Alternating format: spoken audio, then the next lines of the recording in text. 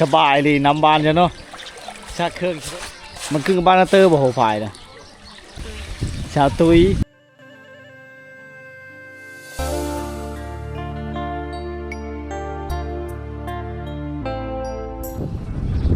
ครับทักทายสบายดีFCทุกคนนะวิดีโอนี้เฮาก็มาอยู่ที่บ้านท่านนักล่าวชิดเก้าชิดเคยพี่น้องเมืองเวลาบุรีแขวงจันทเขตนะพาพี่น้องมาติดตามชมภาพบรรยากาศต่อจากมื้อก่อนเนาะวันนี้มาอากาศครึมๆท่านผู้ชมเนาะหมู่บ้านชนเผ่าไทยหมู่บ้านนี่ก็ได้อันหนทางอย่างได้นำคลองชนรับประทานมาจากอันหัวพายนาเตอร์นะแต่ว่าหัวพายนาเตอร์มันจะขึ้นกับบ้านนาเตอร์พี่น้องบ้านนาเตอร์เส้นทางนี้มันจะออกไปชูนไปชุดอยู่หัวพายนาเตอร์นะมาบ้านนี่จะมีชี้แยกว่างกลางนี่พี่น้องเนาะมีชี้แยกว่างกลางเฮิรนที่เขาเจ้าอันไก่จากอันห้องน้ำนะพี่น้องเนาะห้องระบายน้ำมาแต่หัวพายนาเตอร์เขาเจ้ากระทั่งช้างนี่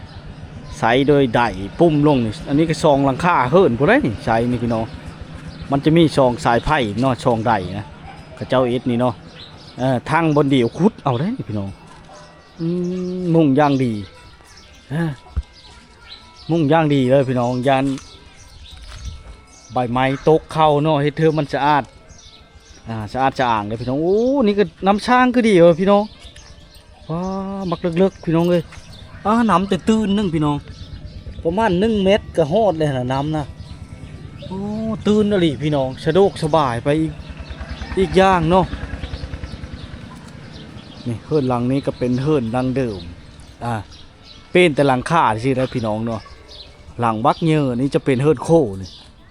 ข้างนี้จะเป็นเฮิรนเยอะเฮิรนใหญ่นะไรพี่น้องเลยดงพุกไม้8-9 เมตรยังมีสบายดีโอ้มาหาพี่น้องมาเลยเฮิรนตัวเองนี่เฮิรนตัวเองเรามาแต่เวียกเราพี่น้องเนาะไม้ยาวๆนี่ยังมีอยู่พี่น้องนี่8-9 เมตรถูได้10 เมตรพี่น้องป้าเต้เขาเจ้ายังจุงไว้นี่เนาะใช่มันเลยเฮิรนล่านี่ป้พี่น้องเอ้ยบักยาวๆยาวชุดเลยบ่อยากเห็นเลยได้คู่มือนี่เราชิเมนกาเกมเฮิรนเมอร์นะพี่น้องเนี่ยเราเกมไว้เสาก็มีได้ต่อไปนี่อาจจะมีอีหลังนึงชิเมนปุกวางนี้แหละจังหวะพี่น้องเนาะบ้านนี่กะถือว่าได้ไฟฟ้าสะดวกสบายห้องน้ำเนี่ยก็ว่าคู่เฮิรนแหละไทยชนเผ่าผู้ไทยฮะนี่ชนหลายจะเป็นเฮิรนหลังใหญ่ถือว่าเป็นชนบทอีกแห่งนะที่น่าเที่ยวชมหมู่บ้านเฮาได้มาสัมผัสว่าประทับอกทับใจหลายเนาะพี่น้องเลยสิ่งที่สะดวกที่สุดเนาะนั่นก็คือน้ำนี่พี่น้องแรงน้ำจากธรรมชาตินี่เนาะเขาเจ้าสร้างขึ้นมาตันผายเลยตันตื้นๆนึงนะพี่น้องแต่ว่ามันใสงามน้ำนี่ใสสะอาดปราศจากสารเคมีอย่างต่างๆมันไหลมานี่เนาะไหลมาแถวภายในเตอร์นี่มันจะแยกแต่ห้องระบายน้ำฮันตัวนี้บ่มีห้องระบายน้ำพี่น้องเนาะพี่น้องเลยแล้วดูฝนก็จะมีน้ำท่วมบางครั้งบางข้าวแต่ว่าประมาณ2 ชั่วโมงมันก็ลงได้พี่น้องลงไว้หมู่บ้านนี่นะข้าวเดียวนึงนี่มาพอดีนี่เราลุยน้ำได้บ่นี่พี่น้องโอ้ได้เฉยพี่น้องโอ้มันได้ของกระป๋องอาหารเนี่ยเซฟนะพี่น้องบดนี่ก็ได้กระป๋อมใช่เนาะเป็นช่องดั้งเดิมเฮิรนล่าเนี่ยพี่น้องเนาะคือเห็นแล้วผู้ใดผู้มีกับเฮิรนก็ได้ปัจจุบันคู่มือนี่เนาะนับมือมีการเปลี่ยนแปลงต่อไปจะได้เห็นหรือบ่ที่แอมโดยไม้จากธรรมชาติมุ่งโดยไม้จากธรรมชาตินี่เนาะบ้านนี่ก็มีหลังนึงมือก่อนเราเห็นโอ้ยงามประทับใจเลยนะพี่น้องยังแบบอุดมสมบูรณ์หมดเลยนะเนาะบดจันตกบ่ล่ะฮะตกได้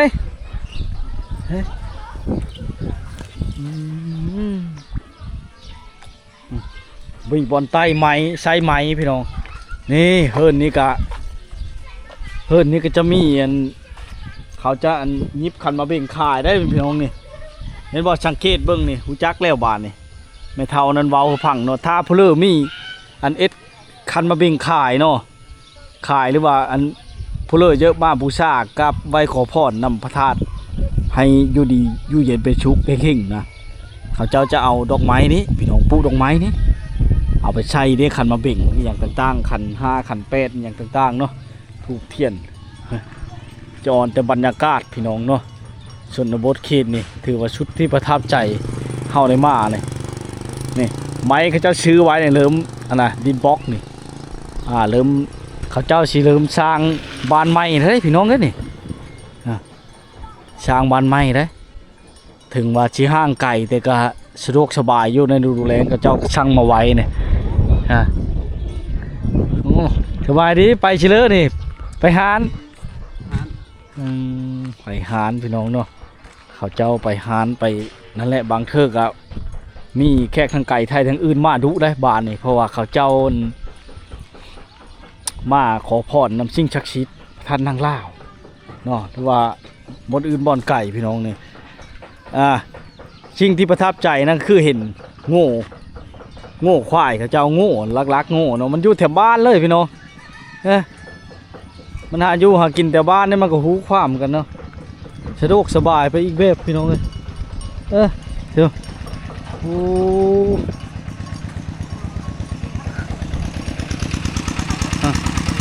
เขาเจ้ากุ้นมั่นคายอยู่พี่น้องใกล้จะปิดร้านเลยไปไว้เขาจะปิดร้านเลยเต็มรถพี่น้องเลยนะ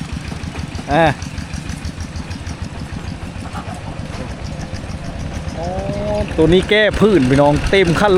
รถไทยลากแก้นักขนาดรถไทยแก้พื้นแก้ไม้อย่างต่างๆเนาะนี่แหละคือบรรยากาศในตารางเฮิร์ดเขาเจ้าเอาเครื่องไว้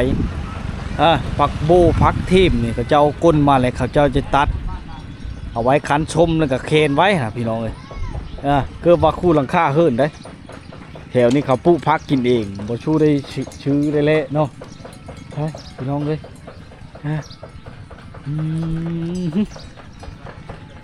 มาแล้วเขาเจ้าชานเสื้อกระเป๋าขายเสื้อโมโม่เสื้อพุ่นพักอย่างต่างๆเนาะขี้โง่แถวนี้เล่นฉลาอย่างนี้นี่ก็เล่าคำหากมาแต่ให้แต่หน้าเนี่ยคำยามแรงไปให้ไปโซนไปหาอยู่หากินเลยพี่น้องเลยโอ้เนาะบรรยากาศในชนบทนี่แหละพี่น้องงัวข้าเจ้าในฤดูแล้งไปนี่มันกับบตุ้ยไปเลยพี่น้องมันอึดน้ำมันอึดหญ้านะน้ำนี่บุอึดเนาะว่าพิษว่าทึกพี่น้องว่าปีนทองเฮ้ยตัวนี้จอยก็ยังอยู่สะดวกสบายพี่น้องแล้วก็คือว่าอะไรแต่ละเฮือแต่ละชาตินี่เนาะชนเผ่าคนไทยนี่ลักๆจะมีเหล้าเข้าด้วยพี่น้องเนี่ยยังเป็นส่งดังดื่มเหล้าเข้าเรามุ่งเป็นนี่ดีทั้งลุ่มจะเป็นข้อเป็ดข้อไก่ข้อเบ้พร้อมนะพี่น้องได้ถือว่ามีให้วางเลยนะมีให้วางเลยพี่น้องลักๆคือต้นไม้หลายชนเผ่าผู้ไทยฮะนี่เนาะต้นโมงนี่คือสิดนลายฟ้าลาปีแล้วนะแต่เขาห่อนลงเลยพี่น้องอย่ามันขึ้นเนาะห่อนลงเลยนี่โอ้เหินไม้โดยเฉพาะเลยพี่น้องเอ้ยเขาเจ้าท่าสีมันเนาะหลังบักเยอะพี่น้องเป็นแต่หลังค่าเหินต่อไปเนี่ยจักจะได้เห็นหรือเปล่าเนาะผ่าไม้ไปนี่พี่น้องอาจจะมืดไปเลยเพราะว่าเริ่มมีการก่อสร้างอาคารอย่างต่างๆนะมีดินบล็อกดินจี้อย่างต่างๆนะปูนซีเมนต์ปูนซีมังเขามาส่งเสริมเพราะว่าไม้มันก็เริ่มจะยากแล้วเพิ่นก็อนุรักษ์ไว้คือว่าเลยธรรมชาติเนาะพี่น้องเอ้ยกว้างได้หมู่บ้านนี่100 ปลายหลังคาเลยที่เข้า200เพื่อนเลยพี่น้องเนาะถ้าเลี้ยวซ้ายแล้วมันจะไปเมืองไซบัวทองแขวงคำมูลพี่น้องนะเส้นทางเบื้องขวาไปนี่มันจะไม่ชี้แยกเนาะประมาณ150 เมตรหรือ200 เมตรนะเนาะบรรยากาศบ้านนี้นะเป็นหมู่บ้านที่ ห้างไก่ชอกลีชนบทแต่ว่ามีร้านค้าร้านขายและเนื่องจากอ่าพี่น้องก็มาเที่ยวชมหลายหมู่บ้านนี่น่าเที่ยวชมมันมีภูเขาอ้อมล้อมข้างหนึ่งข้างหนึงจะเป็นทุ่งนาฤดูกาลเขาเจ้าในชนหลายเฮ็ดนาปีในหมู่บ้านเป็นชนเผ่าผู้ไทยพี่น้องเนาะไผไปกาบมากายจะมีร้านค้าร้านค้าร้านขายสะดวกสบายได้ถึงมันสิห้างไก่เตนครไกรสอนหรือว่าแขวงชนเขตมานี่280-90กิโลเลยพี่น้องไก่ได้แต่เทศบาลเมืองวิระมานี่บ่ไกลไปเลยนะประมาณ40กิโลแต่หนทางนี่เป็นทางแดงธรรมดาเลยที่เฮามานี่ชาวบ้านเขาเจ้าจะนำไสน้ำจากอันหัวพายจากน้ำธรรมชาติจากน้ำเชน้อยเขาเจ้าจะมาซักผ้าซักเครื่องสะดวกสบายได้พี่น้องบ้านนี้เขาใช้น้ำแบบสบายน้ำไหลตลอด24ชั่วโมงเลยไหลตลอดปีซักเครื่องขอไทยเด้อ อันนี้ก็มาซักเครื่องมากินมะม่วงนี่ได้ไม่เชื่อมะม่วงนะปลูกเองบ่ฮะ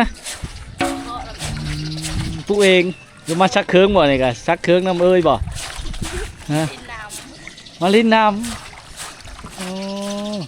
นี่ก็ซักเครื่องนี่โอ้สะดวกสบายบ้านจะเนาะซักเครื่องเนาะยังเห็นอยู่บ่อ้อแล้วยังมีแต่ไปเฮ็ดงานทั้งเลยมาบุญบางเรื่องนี่บ่จะได้กระเมื่อแล้วนี่เนาะพักผ่อนก่อนอยู่ปูมันบ่มีไรโฉนสบายเลยน้ำบานจ้ะเนาะชักเครื่องชโลกสบายเลยพี่น้องโอ้ไม้นี่มันป้าวันนี้เลยบ่ไม้อันนี้นะไม้ดอนซักนี่สบายโนไหลตลอดเลยมาแต่หัวภายนาเตอร์นะผู้เริ่มมาเที่ยวส้มไปกายมากายกะย่ามเลิกเขาไปลิ้นหัวภายเนี่ยบ่ไปตลอดเลยย่ามเลิกก็ได้ทางยางมันฮอดเลยสบายเนาะเพื่อได้ยินข้าวเขาสิต่อไผ่ไปบ่แต่มันขึ้นกับบ้านนาเตอร์บ่มันขึ้นกับบ้านนาเตอร์บ่หัวภายนะแม่นบ่คือว่าเจ้าบ่ชูอยู่บ้านบ่จ้ะคือบ่เห็นฉลังเห็นอยู่บ้านนี่ไม่ใช่เลยเห็นจ้ะตอนนั้นนี่เลยบ่โอ้จังพ่อแล้วจะมาซักนั่นนี่พี่น้องก็สะดวกสบายทางยางนี่มันจะมาแต่จุดชุมว่างๆมาฮอดหัวภายนาเตอร์หรือว่ามาบัดธาตุนี่ประมาณ12กิโลพี่น้องบ่คือบ่ไกลประมาณ10นาทีนะเฮาแล่นมานี่หลังจากเลิกงานมาก็เที่ยวชมบรรยากาศลักๆคือประทับใจบ้านท่านางลาวเป็นชนเผ่าผู้ไทยเฮาได้ชมบรรยากาศแล้วก็วิถีชาวบ้านเขาเจ้าคือเห็นเลยเขาเจ้ามันจะมาซักเครื่องซักผ้าในยามแรงๆหรือมื้อเช้าตอนแรงเขามาอาบน้ำนั่นนี่บ่ชาวชุดเจ้าก็อาบอยู่นี่บ่อาบน้ำห้องน้ำเนาะอาบน้ำใดบ่บางคนก็อาบอยู่นี่กันเนาะแต่ว่าชักเครื่องชักผ้าล้างถ้วยล้างบงมาล้างอยู่นี่บ่ล้างน้ำที่ชื่อนั่นเลยจ้าขออนุญาตถามหน่อยว่าฮะชาวตุยกระโตเขาคือบุตุยไปเลยเนาะบรรดาพี่น้องไปเลิกจะเวทแต่งานเขาจะเอาไปกินต่ำกินอย่างได้หานสาวชมพู่พี่น้องอยู่ชนบ้านผมมื้อก่อนเฮาไปเที่ยวชมอยู่ได้ขายดีกันนะสาวตุยพี่น้องอองเห็นแล้วมาเฮ็ดเวช่วยพ่อช่วยแม่อยู่เฮิรนเนาะอันนี้น้องสาวเจ้าป่ะเนี่ยมาชักเชยเดียวเนาะสะดวกสบายยังโสดอยู่บ่ยังโสดอยู่ ยังโสดไม่เห็นผู้สาวงามเลยมันนี่พี่น้องบ้านนี่สาวหลายนี่สาวผู้ไทยเมืองว่างพวกเขาเผ่าผู้ไทยเลยมาเที่ยวมากายมาชมหลายคนเนาะบุญวังเลิศนี่เจ้าก็มาบ่ท่านบ่ม่วนบ่ม่วนเลยเนาะนุ่มยังลงนะวงยังลงมาลงนุ่มผู้ไทยเข้าไปเต้นนะครับว่า มีในข้าวมีแต่ม่วนอยู่เฮิรนเรื่องวันถือพรนะครับบ่ คอยก็มาแต่มื้อทำอิฐนั่นเล ไป ย อ บ่ ยู่ ได้ บ้า มา นได้ดู อืมมาพักผ่อนมาตาเฮ็ดหน้าบ่ได้เฮ็ดหน้าแช่งบ่บ้านเฮานี่บ่ได้เฮ็ดพี่น้องสาวตุ้ยพี่น้องมาให้ชมบรรยากาศสาวบ้านป้าชักเครื่องชักของและสาวผู้ไทยชักเครื่องชักของคณะโชดเด้อเพนเลยจะมาเที่ยวมาชมเนาะมีสิ่งศักดิ์สิทธิ์ได้หมู่บ้านเฮาในคู่บ้านคู่เมืองของผู้ไทยเฮาเนาะนั่นก็คือพระธาตุนางล่าพี่น้องก็ได้มาแล้วแต่บุกห่านเนาะมีโกนแล้วเขาเจอหลายๆเด้อชาวคนงาม เล่าซักเครื่องสะดวกสบายพี่น้องเนาะเป็นเครื่องเอาแหละเมื่อก่อนเขามาท่ายนี่แต่บ่เห็นแล้วเนาะนี่เฮิรนเราพี่น้องผู้ไทยเขาในเฮิรนหลังใหญ่เลยส่วนหลายเขาเจ้าเฮ็ดโดยไม้แต่บางหลังก็ยังมีอยู่ที่ว่ามุ่งโดยเป็นเอ็มโดยเป็นนะปัจจุบันนี่ก็เริ่มจะมืดไปแล้วต่อไปจะมีให้เห็นหรือบ่เนาะจะเป็นกระเบื้องหมดแล้วพี่น้องเนาะหลักๆก็คือธรรมชาติที่ยังคงอุดมสมบูรณ์ได้แต่ยังบ่ได้หึงไปประมาณปีปลาย2 ปีแล้วทางอย่างแต่มันก็เริ่มเพ่ๆแล้วครับเขาปูมาย้อนใดชลประทานย้อนคลองน้ำนี่แหละพี่น้อง10 ปลายกิโลเท่านั้นนะทางอย่างก็จะเป็นทางแดงก็ได้เนาะบรรดาน้องๆเขาเจ้าขายมะม่วงพี่น้องปลูกเองได้แถวนี้นี่เฮิรนหลังไม้ก็ยังมีอยู่พี่น้องเนาะเดี๋ยวเมื่อนี้จะพาชมบรรยากาศทางด้านนี้พี่น้องมือก่อนเข้าไปตรงพุ่นเลาะไปทางพุ่นเนาะลงทางทิศตะวันตกพุ่นมื่อนี้เข้าก็เป็นบรรยากาศพอบ้านนี้บ้านกว้างนะพี่น้องไปปะโถจากเธอเนาะเข้าไปมือก่อนนะค่ำเขามานะค่ำก่อน ก็เลยไปวัฒนฮอดชิเลย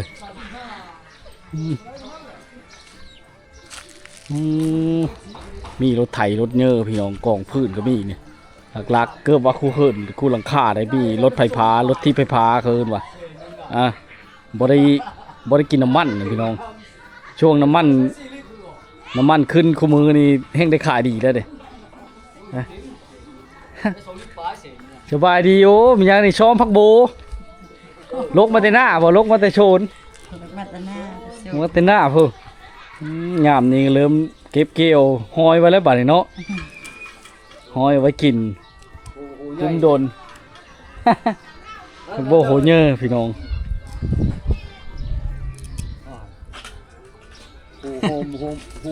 หอมบูแดงโบโหแดง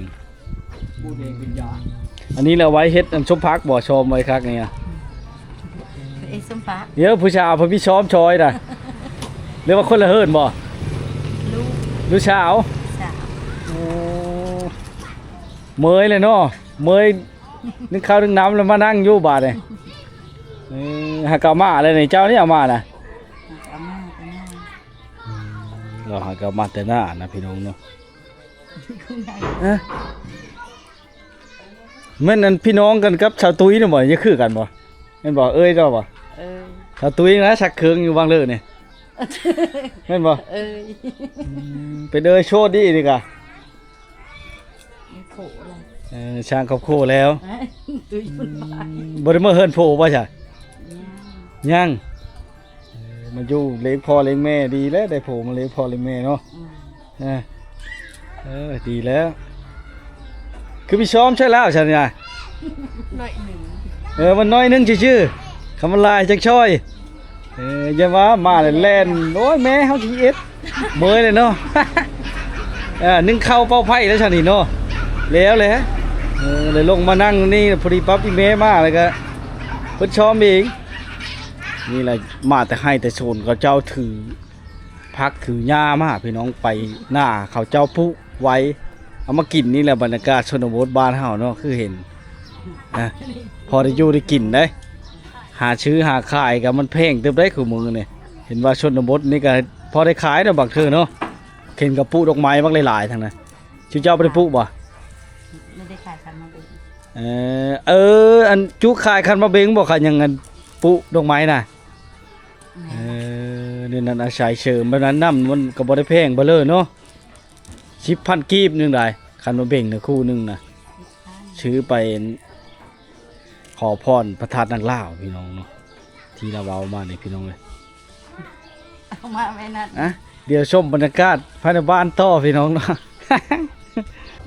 ฮั่นเราเลี้ยวเลยพี่น้องชักเคืองสบายได้ชักอยู่หันไล่อยู่หันเลยผู้สาวนี่เฮิรนสาวสูดพี่น้องแต่เอ้ยเราเอาโผปะแล้วมาเห็นกะ